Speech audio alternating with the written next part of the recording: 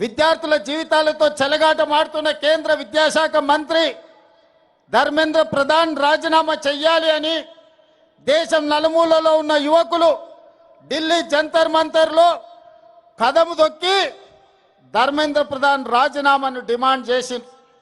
గత కొన్ని రోజులుగా ఈ డిమాండ్ నిరసన కార్యక్రమాలు జాతీయ స్థాయిలో వివిధ రాష్ట్రాలలో రాజకీయాలకు అతీతంగా ఈ భారత సమాజం అంతా చైతన్యమై కేంద్ర మంత్రి రాజీనామా చేయాల్సిందే, ప్రశ్నాపత్రాలను అమ్ముకున్నోళ్లను జైల్లో పెట్టి కుళ్ళపడవాల్సిందే అని నిరసన కార్యక్రమాలు జరుగుతున్నాయి. ఈ నిరసన కార్యక్రమాలను ప్రజల ఆందోళనను పరిగణలోకి తీసుకొని ఈ దేశ ప్రధానమంత్రి నరేంద్ర మోడీ గారు ధర్మేంద్ర ప్రధాన్ను బర్తరఫ్ చేసి ప్రశ్నాపత్రాలు అమ్ముకున్న వాళ్ళని అరెస్టు చేసి జైల్లో పెట్టాల్సింది పోయి తిహారు జైల్లో వాళ్లకు చిప్పకూడు తినిపించాల్సింది పోయి జంతర్ మంతర్ నుంచి పార్లమెంట్ వైపు నిరసన తెలుపుకుంటూ వెళుతున్న వేలాది మంది విద్యార్థులను లాఠీ చార్జులతో బాష్పవాయు గోళాలతో ఈ విద్యార్థుల మీద పాశవిక దాడి చేసింది. ఈ దాడుల్లో ఆడపిల్లలు వందలాది మంది తీవ్రమైన గాయాలకు లోనైనరు. ఆడపిల్లలను బట్టలు చించిండ్రు, వాళ్ళ గొంతు నులిమిండ్రు. మగపిల్లల్ని తలకాయలు బలగొట్టిండ్రు, చేతులు ఇరగొట్టిండ్రు. ఇవాళ వందలాది మంది ఆసుపత్రుల్లో ఈరోజు చికిత్స పొందుతున్నారు. పదుల సంఖ్యలో విద్యార్థులు మాయమైనరు, వాళ్ళని పోలీసులు ఎత్తుకపోయినరా, బీజేపీ నాయకులు కిడ్నాప్ చేసిండ్రా, ఈరోజు తెలియని పరిస్థితి. అందుకే प्रतिपक्ष नायकुడు सड़क से लेकर संसद तक लड़ाई जारी रहेंगे।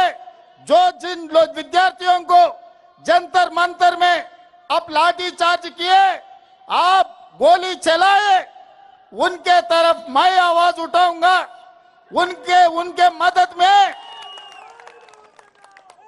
मैं मैदान में आऊंगा। ये मेरा जिम्मेदारी है। मैं ये नौजवानों को हिम्मत दिलाना चाहता हूं అని రాహుల్ గాంధీ, ప్రియాంక గాంధీ గారు మల్లికార్జున్ ఖర్గే నాయకత్వంలో ఆయన ఇంటి నుంచి ప్రధానమంత్రి ఇంటి ముట్టడికి బయలుదేరి. మిత్రులారా, ప్రజాస్వామ్యంలో నిరసన తెలపడం అనేది డాక్టర్ బాబాసాహెబ్ అంబేద్కర్ మనకిచ్చిన రాజ్యాంగ హక్కు. పార్లమెంటరీ వ్యవస్థలో ప్రజల సమస్యల్ని ప్రస్తావించడం ప్రజాప్రతినిధుల బాధ్యత. అందుకే 20 తారీఖు నుంచి ప్రారంభమైన లోక్సభ రాజ్యసభల్లో ఈ ప్రశ్నాపత్రాల లీకేజీ, కేంద్ర ప్రభుత్వ వైఫల్యం, ధర్మేంద్ర ప్రధాన్ బర్తరఫ్కు సంబంధించి పార్లమెంటులో చర్చకు తీసుకోవాలని లోక్సభ స్పీకర్ గారిని కాంగ్రెస్ పార్టీ ఇండియా కూటమి అడిగితే ప్రభుత్వం అనుమతిస్తలేదు, నరేంద్ర మోడీ ఒప్పుకుంటలేడు, నేను చర్చలు చేయను అని స్పీకర్ గారు చెప్పారు. ఇది నిజంగా ప్రజాస్వామ్యానికి దురదృష్టకరమైన పరిస్థితి. ఇది ప్రజాస్వామ్యానికి చీకటి రోజు. ఒక లోక్సభ స్పీకర్గా ఆ సభలో ఏ చర్చ జరగాలి, ఏ ఎజెండా ఉండాలి అనేది లోక్సభ స్పీకర్గా వారే నిర్ణయించాలి.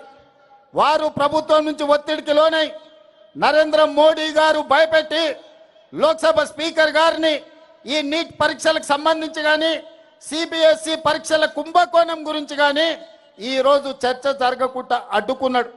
మిత్రులారా, ఈరోజు లోక్సభ స్పీకర్ మీద, ఢిల్లీ పోలీసుల మీద ఒత్తిడి తీసుకొచ్చి ఈరోజు నరేంద్ర మోడీ గారు పాశవికంగా కాంగ్రెస్ పార్టీ నాయకుడు రాహుల్ గాంధీ గారిని కొడితే రాహుల్ గాంధీ గారి ముక్కులో నుంచి రక్తం చిందింది. ఆ రక్తం ఈ నేలను తడిపింది.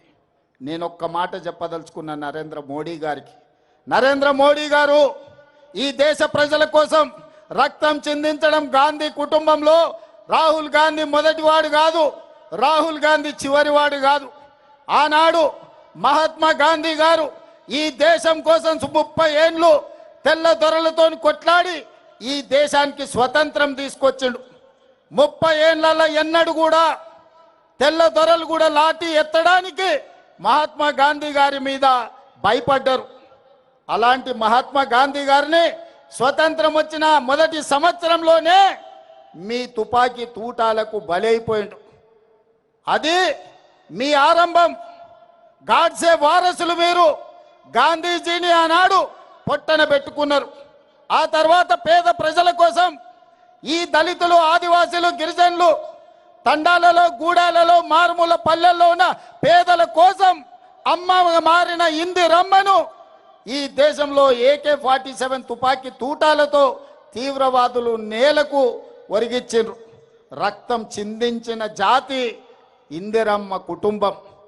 ఆనాడు ఇందిరాగాంధీ చేసిన త్యాగం, ఆ వారసత్వాన్ని పుణికిపుచ్చుకున్న రాజీవ్ గాంధీ ఈ దేశ సమగ్రత కోసం బాంబులు పెట్టి పేల్చేస్తే తునకలైనా దేశాన్ని ఐక్యంగా ఉంచండు. ఆయన మొత్తం తునకలైనా ఈ దేశానికి ఒక స్ఫూర్తినిచ్చిండు. చివరి రక్తపు బొట్టు వరకు రాజీవ్ గాంధీ గారు ఈ దేశం కోసమే బతికిండు, ఈ ప్రజల కోసమే ప్రాణాలు ఇచ్చిండు. మహాత్మా గాంధీ, ఇందిరాగాంధీ, రాజీవ్ గాంధీ ప్రాణాలు ఇస్తే శ్రీమతి సోనియా గాంధీ గారు ప్రధానమంత్రి, రాష్ట్రపతి పదవులను త్యాగం చేసిండ్రు. ప్రణబ్ ముఖర్జీని ప్రధానమంత్రిని చేసింది. డాక్టర్ మన్మోహన్ సింగ్ ప్రణబ్ ముఖర్జీ గారిని రాష్ట్రపతిని చేసింది. డాక్టర్ మన్మోహన్ సింగ్ గారిని ప్రధానమంత్రిని చేసింది. శ్రీమతి సోనియా గాంధీ గారు ఏ పదవి తీసుకోలే. అలాంటి సోనియా గాంధీ గారి వారసుడు రాహుల్ గాంధీ గారు 2004లో ఎంపీగా ఎన్నికైన 10 సంవత్సరాల అధికారంలో ఉంటే మొదటి 5 ఏళ్ళు మంత్రి తీసుకోలే, రెండవ 5 ఏళ్ళు ప్రధానమంత్రి తీసుకోలే.